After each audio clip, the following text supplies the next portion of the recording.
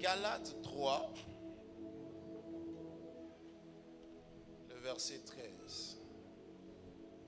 Galates 3, le verset 13, la Bible dit: Christ nous a rachetés de la malédiction de la loi, étant devenu malédiction pour nous, car il est écrit: maudit est quiconque est pendu au bois. Amen. Christ, merci, nous a rachetés de la malédiction. Et le processus de ce rachat a exigé qu'il devienne lui-même malédiction. Amen. J'ai dit hier que la première raison pour laquelle Jésus est sur la croix, c'est de manifester le salut, afin que nous passions de la mort éternelle à la vie éternelle. Voici la principale action, il dira en Jean 3, car Dieu a tant aimé le monde qu'il a donné son Fils unique, afin que quiconque croit en lui ne périsse pas, mais qu'il ait la vie éternelle. Donc, l'objectif principal, c'était la vie éternelle. Le fait est que la vie éternelle a un espace d'expression. Ce n'est pas la terre. Quand nous sommes sauvés par l'œuvre de Christ et que nous sommes introduits dans le salut de la vie éternelle, l'espérance de cette vie éternelle s'établit après la mort ou après l'enlèvement. Combien d'entre vous me disent Amen? Personne ne vit la vie éternelle sur la terre ici. Ok? La vie éternelle, au-delà d'être une vie sans fin, comme le dit le thème éternel, c'est la vie avec Dieu pour l'éternité. Ok? La vie dans le royaume, parce que ceux qui sont dans la mort éternelle expérimentent au bout du compte une vie éternelle, mais sauf que cette vie éternelle est en soi une mort à cause des caractères impliqués, de souffrance, de douleur qui est déterminée par cette vie. Voici pourquoi on le dit la mort éternelle. Donc, la vie éternelle, au-delà d'être en esprit, connecté à la vie qui n'a pas de fin, parce que pas limitée par le corps et par le temps, c'est une vie que nous menons avec Dieu, dans l'environnement de Dieu, dans l'écosystème de Dieu. Et cette vie, son espérance se situe après la mort ou après l'enlèvement. Soit que nous soyons morts, nous partons pour la vie éternelle, soit que nous soyons enlevés et nous partons pour cette vie. D'accord? Mais maintenant, si la vie éternelle à laquelle nous accédons par la foi en l'œuvre achevée de Christ à la croix et par l'acceptation et la proclamation de cette action qu'il a posée, si cette vie ne se situe que dans l'espace après la terre, cette œuvre ne serait pas parfaite, parce que avant que nous soyons retirés de l'espace de la terre, nous sommes encore retenus dans cet espace. Et Dieu ne nous sauve pas pour nous retirer immédiatement du monde. D'accord? Quand il nous sauve, quelqu'un évangélisé, il accepte Jésus, il a la vie éternelle. Mais il ne part pas de la terre. Il continue d'évoluer sur cet espace. Pourquoi? Parce que dans la limite de temps qui est confiée à chacun d'entre nous pour vivre sur la terre, Dieu veut que l'expérience de notre salut par lui puisse aussi être répandue sur la terre de notre vécu et de notre vivant, dans notre temps et dans notre génération. Amen. Donc tu es sauvé, mais tu n'es pas enlevé automatiquement. Tu es appelé à continuer à vivre dans cet espace pour pouvoir aussi répandre cette lumière que tu as reçue et pour pouvoir aussi servir à l'agenda de Dieu dans l'espace de la terre. Donc quand Jésus va sur la croix, il règle le problème du salut. Afin que, après l'espace terrestre, l'espace de la vie humaine, notre espérance soit activée pour la vie éternelle en lui. Mais bien aimés frères, sachant que nous ne sommes pas sauvés et retirés automatiquement, qu'est-ce qu'il fait? Il vient pour, dans cette action de salut à la croix, établir une autre opération qui ne concerne pas cette fois-ci l'éternité, mais qui concerne le temps. Ok? La principale action vient pour nous donner un bénéfice de la vie dans l'éternité. Nous l'avons et nous attendons de vivre par l'expérience du salut. Mais maintenant nous sommes encore dans le temps. Et comme nous sommes encore dans le temps avec une mission et avec des choses à accomplir, son œuvre à la croix ne s'arrête pas uniquement dans la vie après le temps, qui est la vie dans l'éternité, mais la vie qui est dans le temps. Or, dans le temps, il y a des réalités. Dans le temps, il y a des batailles. Dans le temps, il y a des adversités. Dans le temps, il y a des résistances. Pourquoi? Parce que dans le temps, le diable est intégré dans le temps. Malheur à la terre, dira la Bible, car, vous restez là dans Apocalypse 12, il dit, car le diable est tombé vers toi, animé d'une grande colère, sachant qu'il lui reste peu de temps. Alléluia. Donc Satan a commencé à agir hors du temps dans l'éternité de Dieu. Ma Bible dit, il y eut guerre dans le ciel. Et le ciel, ce n'est pas le firmament que nous voyons, c'est l'éternité de Dieu. Cette guerre a commencé. Et il a été expulsé de la réalité de l'éternité de Dieu et est rentré dans la sphère du temps. Et depuis qu'il est entré dans la sphère du temps, la guerre qui a eu lieu au ciel est transposée sur la terre dans la période temporaire, dans la période du temps dans laquelle toi et moi, nous sommes limités. Alléluia. Et dans cette dimension de temps, quand le diable entre, il est en colère. Et qu'est-ce qu'il veut faire? Il veut détruire. Jésus dit en Jean le chapitre 10, verset 10, car le voleur ne vient que pour voler. Le voleur ne vient que pour détruire. Le voleur ne vient que pour égorger. Mais je suis venu afin que les brebis aient la vie et qu'elles soient dans l'abondance.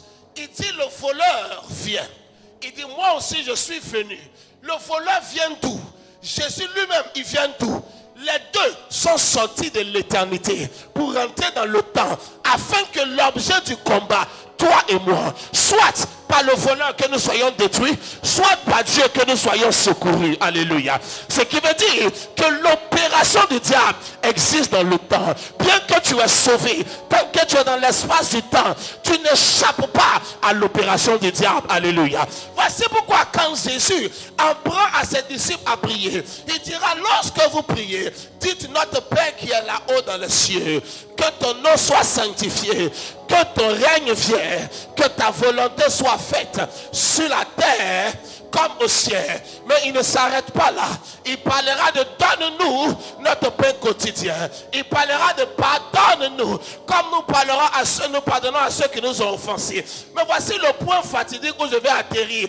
Il dit et délivre-nous du mal. Jésus est en train de dire, si vous voulez prier, je vous montre comment en train de prier. Est-ce à dire que c'est comme ça que toi aussi tu pries? Oui, parce que l'enseignant enseigne la méthode qu'il applique. Donc Jésus priait contre le mal. Et il dit quand vous priez, priez contre le mal. Ok, tu me diras, mais c'est bien homme de Dieu. Mais Jésus n'était pas encore allé sur la croix quand il enseignait cette prière. Il est allé à la croix, il est mort, il est ressuscité. Ok, il se révèle un homme, Jésus. Ce n'est pas quelqu'un qui a évangélisé cet homme. Jésus se révèle à cet homme. Cet homme s'appelle Silas, pendant Saul de Tarse à l'époque. Plus tard, il sera identifié comme Paul, d'accord?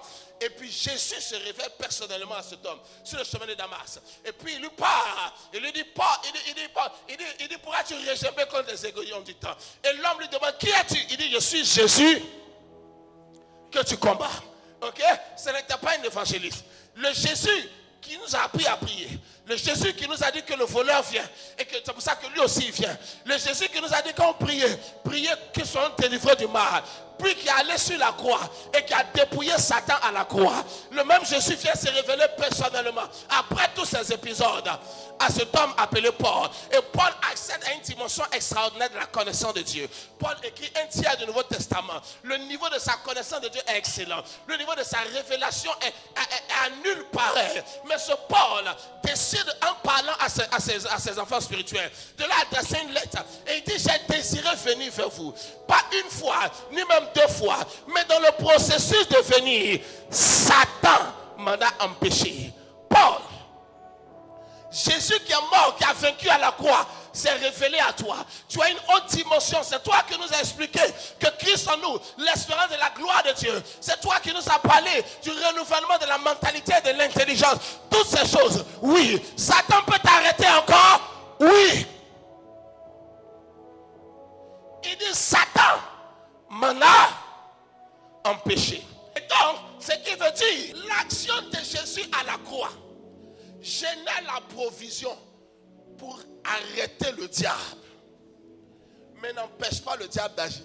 Et comme l'action de Jésus crée la provision, à chaque fois que le diable agit, on capitalise sur la provision de Jésus pour venir mettre le diable en défaite. Chaque fois qu'il se lève, la provision existe pour le faire tomber. Chaque fois qu'il se déploie, la provision existe pour le stopper. Chaque fois qu'il parle, la provision existe pour fermer sa bouche. Chaque fois qu'il étend sa main, la provision existe. Ce qui veut dire qu'à chaque fois, il faut retourner à la base où il est vaincu. Prendre l'énergie de sa défaite et le lui ramener à chaque fois qu'il se lève. Jésus est mort à la croix, ressuscité. Il les a vaincus publiquement à la croix. Il a triomphé d'eux. Mais le lion continue de rôder jusqu'à ce qu'un homme se lève pour dire, ce lion qui rôde ici pour affecter ma famille sera arrêté aujourd'hui au nom de Jésus. Ce lion qui rôde ici pour affecter mon ministère sera arrêté au nom de Jésus. Parce que la provision pour le vaincre existe.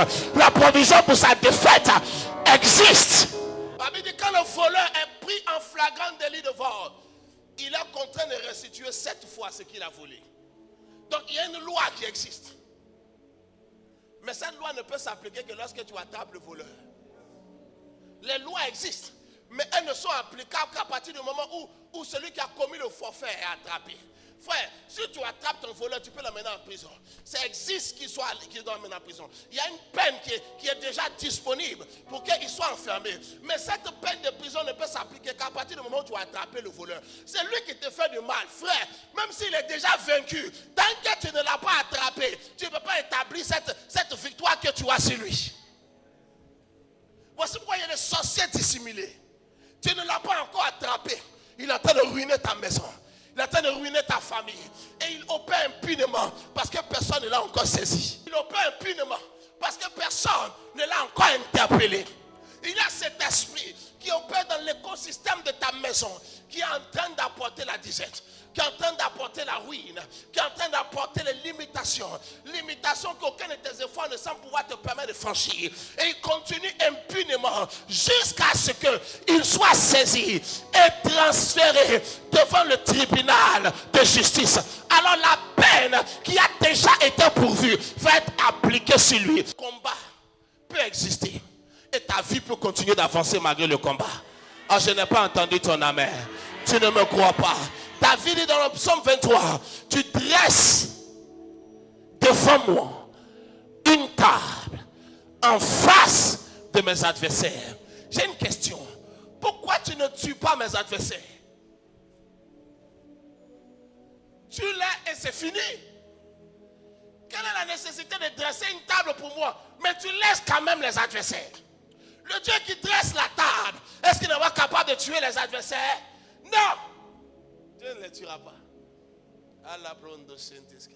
Parce qu'il veut même te choquer. La présence de l'adversaire est utile à ton ascension. Il dit, tu dresses en face de moi, devant moi une table, en face de mes adversaires. Mais maintenant, voici ce qui est intéressant. Tu oins d'huile ma tête et ma coupe déborde. Ça veut dire que peu importe l'adversité, aussi longtemps qu'il y a le mécanisme de l'huile sur ta tête, la présence de l'ennemi ne peut pas stopper ta programme.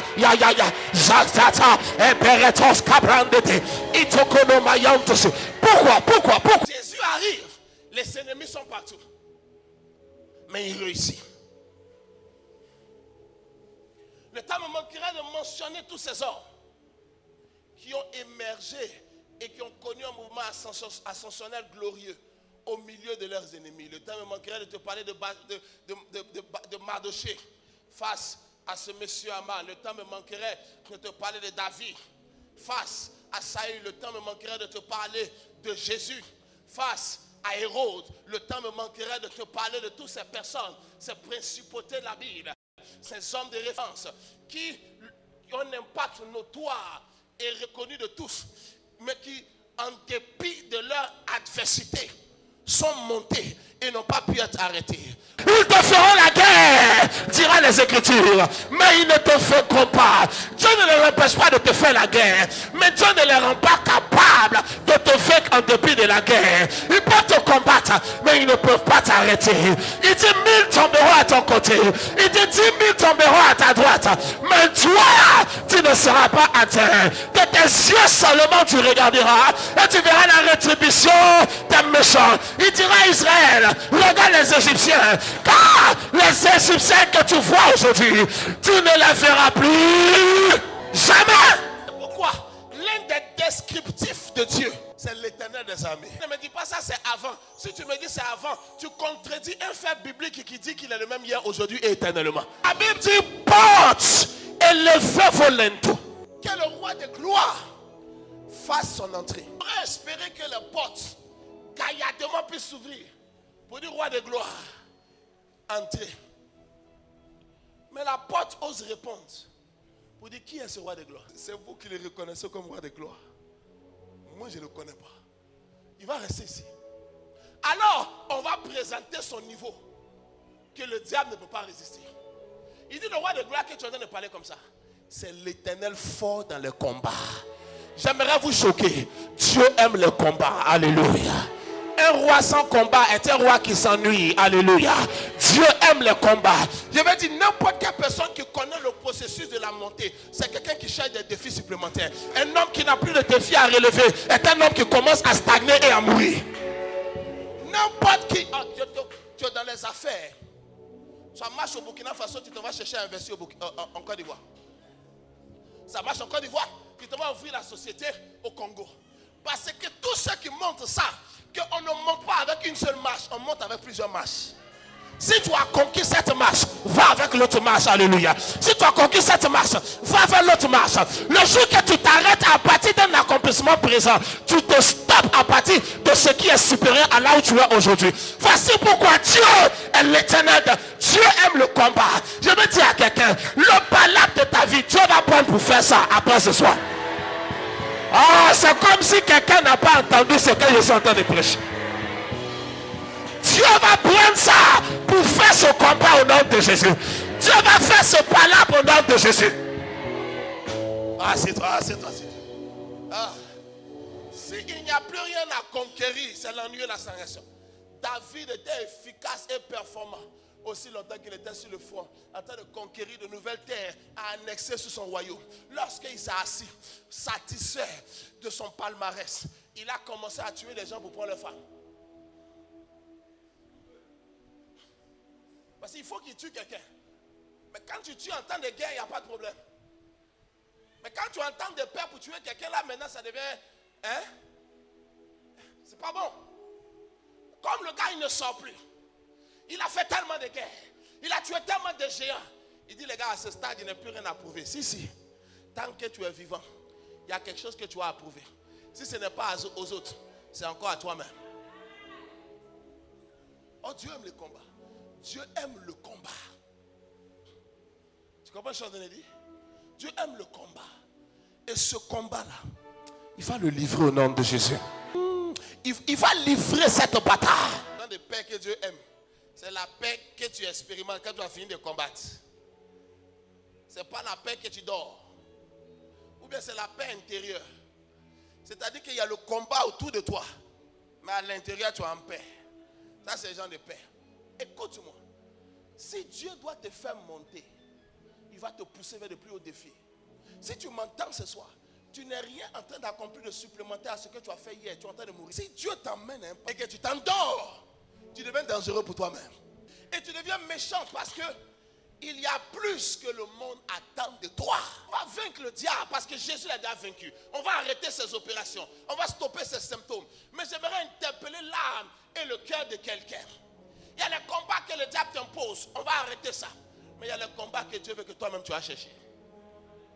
Combat pour ce nouveau projet. Lance-toi de nouveaux défis dans ce business. Lance-toi d'atteindre de nouveaux territoires. Produis de nouvelles plateformes. Commence à te déployer et à t'étendre. Si ça marche dans l'immobilier, va commencer à chercher à ouvrir dans le financier. Si ça marche dans le financier, va chercher à te déployer dans l'agroalimentaire. Si ça marche dans l'agroalimentaire, va chercher à te déployer dans le transport. Frère, ne t'assois pas là où tu es. Le monde est dangereux là où on est. Un homme qui a un seul drone aujourd'hui peut facilement être renversé. Mais lorsque tu as plusieurs drones, s'il y a un combat ici, tu peux t'asseoir ailleurs. Dans cette saison, c'est une abomination de n'avoir qu'une seule source de revenus. Homme d'affaires, homme de Dieu, jeune homme, monsieur, madame, il y a de meilleures plateformes. Cours, va, sois de ton petit confort, où tu es à l'aise et tu es dans un petit environnement où tout le monde t'appelle chef. Naba, il ne cherche pas le chef de quelqu'un. Il ne peut pas m'asseoir avec cette tromperie. Il y a une génération qui m'attend. Il y a plus à réaliser et à impacter. Gloire à Dieu pour la possibilité d'aujourd'hui. Mais il y a plus. Alléluia. Alors sors de cette zone de confort. Si tu ne te lèves pas pour te bouger, tu es obligé de permettre au Satan de te piquer un peu. Joseph a fait un rêve où le soleil et la lune se prosternaient devant lui. Et il était chez Potiphar où ses camarades esclaves se prosternaient devant lui. Et puis il s'est assis comme le boss. Et Dieu dit non. La vision, ce n'était pas que des esclaves se prosternent devant toi. La vision, c'était que la lune et le soleil, ça veut dire que les plus hautes sphères d'influence du monde se soumettent devant ton leadership. Mais l'homme était si confortable qu'il fallait une crise pour le sortir de là. Alors la femme se lève et lui crée 2-3 problèmes. Il se retrouve en prison et ses performances augmentent. Écoutez-moi, chez Potiphar, il n'a jamais traduit le rêve de personne. Tu comprends? Parce que Potiphar n'avait pas de rêve. Potiphar n'avait que des souvenirs. L'homme avait déjà tout accompli dans sa vie. Il ne rêvait pas encore à quelque chose. Ta vie, Joseph, si tu restes ici, ta destinée est morte. Tu as aidé le vieillard, c'est bon. Mais il faut que tu sois conscient que ton chemin t'amène plus loin. Mais il n'arrive pas à comprendre. Il se retrouve en prison. En prison, il commence à interpréter le rêve. Chose que son père initialement. Dans l'économie de Joseph, la seule personne qui connaissait qui interprétait les rêves, c'était son papa. Lui, il avait les rêves, mais il n'avait jamais interprété. C'est son père qui lui a interprété les rêves. 2-3 fois quand il donnait, le père dit, donc tu veux dire que si, ça. Tu veux dire que c'est comme ça, c'est comme ça. Le père voyait. Mais lui, il était dans le confort de l'interprétation de son père. Et la faveur que cela lui donnait. Et il était resté dans cette zone de confort. Tant qu'il restait là, Dieu dit c'est compliqué. Il a levé le cœur de ses frères. Ses frères le créent des problèmes. Ses frères le mettent dans un trou. Dieu le sauve limite de la mort. Ses frères le vendent. Dieu lui permet de cela. Parce que l'homme devait arriver à capter le dépôt et à l'exprimer au monde. Il arrive sur Potiphar, l'esprit de Dieu est sur lui. Tout ce qui touche prospère. Et l'homme s'assoit. Il devient l'intendant de la maison de Potiphar. Et dans ce confort, assis, il hypothèque la plus grande gloire qui est devant lui. Et quand il n'arrive pas à comprendre l'interpellation, Dieu lui crée un problème. La femme dit, ce monsieur a essayé de m'abuser. Alors on le prend en prison, on le met là-bas. Quand il arrive dans la prison, bien aimé, Dieu dit, si tu peux être confortable sur Potiphar, je veux voir comment tu peux être confortable en prison. Alors quand il est rentré en prison, il s'est rendu compte que même si on m'a maudit ici, là, il ne peut pas dans mon esprit accepter qu'il reste ici. Alors quand les gens ont commencé à venir, il a commencé à déployer le talent. Il a commencé à déployer le don. Il a commencé à interpréter le songe. Il a commencé à dire ce qui devait arriver. Et la chose arriva avec exactitude. Et cela a fait que 2 années plus tard, il se retrouve à échelle supérieure devant Pharaon pour interpréter le rêve de cet homme. Et après cela, il est établi comme la plus haute sommité, la plus haute autorité politique que le monde ait connue à son époque. Et c'était cela le point culminant de sa vision. C'était cela, le point culminant. Écoute-moi, là où tu pars est plus haut que là où tu es aujourd'hui. Ne dors pas ici, alléluia. Là où Dieu t'appelle est plus grand que là où tu es aujourd'hui. Je bénis Dieu pour la petite voiture que tu as et tu fais un peu le malin avec. Mais là où Dieu t'appelle, c'est plus grand que ça, mon ami. Je bénis Dieu, tu as pu payer un petit terrain. Tu as construit 200-300 talons dessus. Tu es fier, tu es propriétaire. Gloire à Dieu, c'est une bénédiction. Mais là où Dieu t'appelle est plus grand que là où tu es aujourd'hui. Oh, révérend Michael, tu parles bien. Les jeunes n'ont qu'à écouter. Ça, c'est un message pour la jeunesse. Ferme ta bouche. Je parle pour toi. Même si tu as 70 ans, c'est pour toi que je parle. Même si tu as 100 ans, tant que tu es encore vivant, tu dois continuer de produire. Tu dois continuer de générer. La mort, c'est la cessation de productivité. Alors tu peux être vivant, mais tu es mort quand plus rien ne sort de toi. Tu es en train de m'emmener quelque part. Alors trouve un défi, va le relever. Réfléchis, conceptualise. Produis plus. Il m'a dit ce jour-là. Il m'a dit tant qu'il y avait des vases, l'huile continuait de couler. Waouh. Il dit quand il n'y avait plus de vases, il n'y avait plus de nécessité pour l'huile de couler. L'huile de la prospérité ne coule plus dans ta main parce qu'il n'y a plus de vases à remplir. Tu sécurises le petit qui est dans ta main comme ça. Et les temps sont difficiles, il faut attraper. Et c'est ce que tu attrapes qui empêche que quelque chose rentre dans ta main. Parce que tu as tellement serré cette main. Ouvre cette main. Quelque chose de mieux va rentrer à l'intérieur. Quelque chose de mieux va rentrer à l'intérieur. Vas-y, dis-moi amen, j'avance. Laisse-moi entendre un meilleur amen, je pousse. Alors, comme le combat existe permanemment, tu ne me crois pas encore. Ma Bible dit ceci. Regarde, depuis l'Ancien Testament, il dit il y aura guerre entre Israël et Amalek de génération en génération. Cette guerre n'est pas supposée finir. Mais certains d'entre nous pouvons opérer au-dessus des limites et des ravages de cette guerre. Peuvent devenir des champions à l'intérieur de cette adversité. Alléluia. Quand ce mécanisme de l'huile est sur nos têtes, au nombre des combats à livrer, l'une des forts les plus méchants, les plus destructrices, l'esprit de la malédiction. Des malédictions sont rattachées à des territoires. Que tu arrives dans ce territoire innocemment, tu t'établis et tu commences à devenir la reproduction des réalités qui affectent cette zone. Uniquement parce que tu es venu t'installer là. Et que tu ne transportais pas un palier supérieur pour dominer dans cet écosystème. Ce qui a détruit ton père peut tomber sur toi et te faire en sorte que tu te comportes de la manière exigée pour que tu finisses exactement comme ton père a fini. Qui a affecté ta mère. À un moment pris avant que toi tu ne naisses. C'est elle-même qui t'a amené à l'église. Mais les gens de solitude qu'il y a dans sa vie, ça ne finit pas. Et elle connaît tous les couloirs de l'église. Elle a toutes les responsabilités dans l'église. Écoutez-moi, le diable n'a pas peur de venir à l'église. Il siégeait devant le trône de Dieu. Les sorciers parlent en langue à l'église. Et leur parler en langue est plus raffiné que ceux-mêmes qui reçoivent pour les saints d'esprit. Les sorciers peuvent être diacres. Ils sont là, ça ne dérange pas le diable. Non, quel que soit le niveau de l'onction, Judas était en train de trahir Jésus. Et il voyait le miracle tous les jours. Sa conscience n'a jamais pu être ravisée. Comprenez ce que je suis en train de dire? Il n'est pas, il va à l'église. C'est bon d'aller à l'église, ce n'est pas arrivé. Il y a un moment donné où tu grandis. Ouais, c'est pourquoi je ne suis pas juste en train de venir dire oh, malédiction, papa. Je pourrais venir juste faire ça et puis c'est un one-man show. Je suis en train de parler pour élever ton esprit. Pour te monter, pour t'enseigner. Pour que tu comprennes les choses. Et que demain au besoin tu saches réagir. Il y a certaines malédictions qui sont cycliques. C'est pour le papa, ça vient sur les enfants. Depuis le grand-père, ça continue. Mais ces malédictions, frère, ça va s'arrêter avec toi aujourd'hui. Regarde, ça va s'arrêter avec toi. Ça ne passera pas à la génération suivante. Ça va s'arrêter à ton niveau. Si ton père n'a pas pu le vaincre, c'est toi qui vas le vaincre. Si ta maman n'a pas pu le vaincre, c'est toi qui vas le vaincre. Si tes aînés n'ont pas pu le vaincre, c'est toi qui vas le vaincre. Ton amen n'est pas à la hauteur de ma déclaration. Se marier n'est pas le problème. Comme tous ceux qui se sont mariés dans la maison ont fini. C'est ça qu'il faut réfléchir. Avoir concours n'est pas le problème.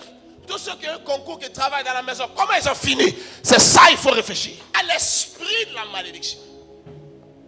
Qui peut manipuler les jeunes gens avec un avenir sérieux. Il crée des offenses pour s'assurer que tu réagisses exactement comme il faut. pour que tu reproduises le schéma paternel ou maternel. Afin que tu poursuives la frustration qui a déjà été établie avant toi. La Bible dit un semeur sorti pour semer. La première partie est morte le long du chemin. La deuxième partie est morte dans les épines. La troisième partie est morte dans les endroits pierreux. La quatrième partie a réussi. Je prie que tu sois la quatrième partie qui réussisse. Là où les autres ont échoué au nom de Jésus. Je prie que tu sois cette quatrième partie de la famille qui fera la différence au nom de Jésus. Qui fera la différence au nom de Jésus. Les Sadducéens sont venus raconter une histoire à Jésus. Il dit, un homme du milieu de nous a pris une épouse. Il n'a pas pu lui faire un enfant, il est mort. Son petit frère a pris la femme. Il n'a pas pu faire l'enfant, il est mort. L'autre petit frère a pris la femme. Il n'a pas pu faire l'enfant, il est mort. Le quatrième petit frère a pris la femme. Il n'a pas pu faire l'enfant, il est mort. Le cinquième petit frère a pris la femme. Il n'a pas pu faire l'enfant, il est mort. Le sixième petit frère a pris la femme. Il n'a pas pu faire l'enfant, il est mort. Le septième petit... Est-ce que je suis malade? Si mes 4 grands frères sont déjà morts, moi je marie cette femme. Je suis fou. Que je suis là. Le premier a pris la même femme, il est mort. Le deuxième a pris la même femme, il est mort. Le quatrième a pris la même femme. Je vais aussi aller marier. Même s'il faut que je change de pays à cause de cette histoire, je vais quitter même déménager. Comment 7 frères, tu regardes l'autre est mort, l'autre est mort, l'autre, et tu pars. Écoute-moi, c'est le schéma de la malédiction. Tu es intelligent, mais le piège que tu vois, tu vas rentrer dedans. Si toi-même ton camarade fait, tu vas lui dire, mais comment tu peux faire? Est-ce que tu n'es pas conscient? Est-ce que tu n'es pas un homme, ça, tu ne vois pas ça? Quand ça arrive devant toi, tu vas rentrer comme quelqu'un qui n'a pas de cerveau. C'est le schéma de la malédiction. Mesdames, mesdemoiselles et messieurs, j'aimerais prier pour toi. Que l'esprit de la malédiction qui rôde dans l'écosystème de votre maison soit dépouillé ce soir, soit détruit ce soir, soit arrêté ce soir, soit interrompu ce soir. J'ai envie d'entendre un amen de bien et je prêche. Les sponsors de la malédiction. Numéro 1, la sorcellerie. Homme de Dieu, nous sommes en crise, tu sais, la sorcellerie ne peut rien nous faire. Il faut regarder ta vie d'abord. Il faut regarder votre famille. Vous tous qui allez à l'église, regardez votre famille. Il n'y en a nulle part. Mais je vous ai expliqué hier. Il y a la dimension légale et il y a la dimension expérimentale. Ce qui a été légalement établi par Jésus doit devenir expérimental. Sinon, tu peux avoir les documents légaux de ce que Jésus a fait, de son œuvre achevée. Mais ta vie n'a absolument rien à voir. C'est comme s'il n'est pas mort pour toi aussi. Tu n'es pas sur la liste des gens pour qui. Parce que ça doit être établi. Frère, la sorcellerie est l'un des sponsors majeurs de la malédiction. Sponsoriser, c'est donner de la force. C'est veiller, c'est être le garant. L'un des sponsors majeurs de la malédiction. Familiale, individuelle, territoriale. La sorcellerie dans la famille. Certaines personnes sont en train de transpirer tout l'eau de leur corps sans pouvoir aller nulle part dans la vie. Parce que la sorcellerie de la maison a mis une barrière comme une malédiction sur leur vie. Si tu montes et que tu atteins cette barrière, tu dois revenir en arrière. Tu peux libérer cette influence. Frère, je pars dans les églises partout. La sorcellerie n'a pas de couleur. Il affecte les vies, les destinées partout sur la terre. Mais principalement en Afrique. Que la pauvreté aiguise davantage le sens de la sorcellerie. Ça travaille les vies. Ça veille à établir.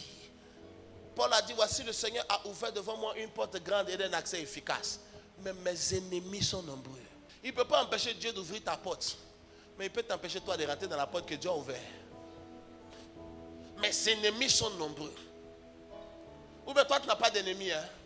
Il y a des gens qui disent, non, moi je n'ai pas d'ennemis. Moi je n'ai pas de problème avec personne. Frère, ils t'ont fait quelque chose. Même Dieu a un ennemi. Ton Dieu que tu pries et que je prie, il a des ennemis. Ma Bible dit Dieu se lève et ses ennemis se dispersent. Donc Dieu, c'est toi qui n'as pas un ennemi. Non, papa, moi je suis. Bon, est-ce que moi je ne cherche pas? Tu n'as pas besoin de chercher quelqu'un pour qui te cherche. Quand la biche baisse sa tête dans l'eau de la rivière pour boire, elle est en paix dans son cœur. Elle sait qu'elle n'a pas pris crédit de quelqu'un. Elle sait qu'elle n'a pas volé quelque chose chez quelqu'un. Elle sait qu'elle n'a pas insulté quelqu'un. Mais pendant que sa tête est en train de boire l'eau, il y a un gars derrière là-bas dans le buisson. On l'appelle le lion. Il est en train de regarder la biche. Et c'est son cou là que lui regarde. Mais la biche est en paix.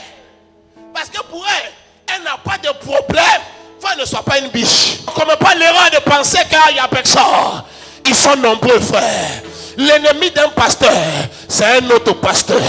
L'ennemi d'un Ouedraogo, c'est un autre Ouedraogo. Et je te dis la vérité. Un ennemi au travail, c'est un autre employé de ton travail. Ton ennemi en famille, c'est un autre membre de la famille. Et tu ne seras pas atteint au nom de Jésus. Tu ne seras pas atteint au nom de Jésus. Le pouvoir et l'influence de la sorcellerie sera définitivement détruit de ta vie au nom de Jésus. C'est définitivement détruit de ta vie au nom de Jésus Nazareth. J'aimerais prier pour toi. Quiconque sponsorise-t-il le ficelle de la sorcellerie familiale afin de ruiner ta vie, que le tonnerre tombe sur la tête de cette personne ce soir.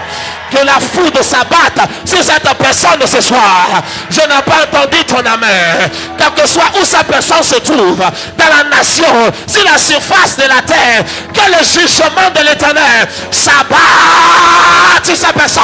Tu sais que la sorcellerie te combat. Quand tu regardes des anomalies dans ta vie, frère, il y a des défis, il y a des batailles. Tout le monde dans la vie a certaines luttes, c'est naturel, frère. Ça, c'est tout à fait naturel. Mais quand tu observes soigneusement ta vie, tu sais que ce qui se passe n'est pas normal. Non. Une jeune fille m'a dit, papa, si demain j'ai un entretien d'embauche, la nuit que je rêve, je suis dans de l'eau sale. Comme dans une flaque d'eau boueuse. Je suis dedans. Comme en train de me baigner. Papa, j'ai fait le constat, me disait-elle, qu'à chaque fois que je rêve ça, tout ce qui est bon qui doit m'arriver demain, c'est gâté. C'est gâté. Ça ne va pas marcher. Elle était tellement sûre. J'ai dit, on va prier. Elle m'a dit ceci. Même si on prie.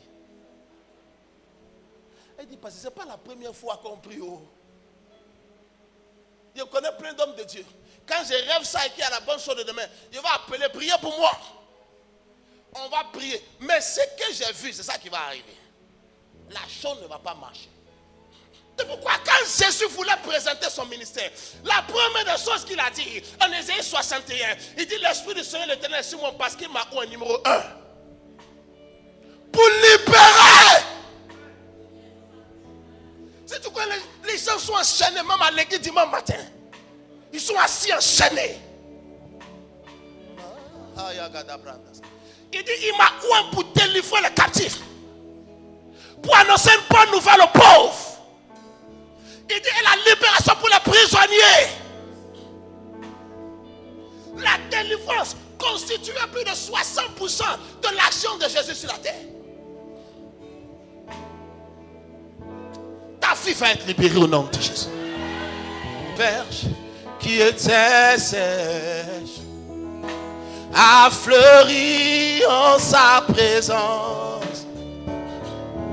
La verge qui était sèche a fleuri en sa présence, semblable à ma vie qui était sèche, mais aujourd'hui a fleuri en sa présence, semblable à ma destinée qui a connu beaucoup de combats, mais aujourd'hui a fleuri. Je prie pour toi de tout mon cœur. Ta vie va refleurir ce soir. Le combat que tu luttes depuis des années, reçois l'intervention de Dieu ce soir. Reçois l'intervention de Dieu ce soir. Reçois l'intervention de Dieu ce soir. Reçois l'intervention de Dieu ce soir. Assieds-toi. Assieds-toi. Que l'autel et le pouvoir de la sorcellerie qui régissait le malheur de votre famille soit renversé ce soir au nom de Jésus. Soit détruit ce soir au nom de Jésus. Soit démantelé ce soir au nom de Jésus. Tu ne seras plus une victime, mais tu n'es pas vainqueur au nom de Jésus. Tu es peut-être venu en victime ce soir, mais tu n'es pas vainqueur au nom de Jésus.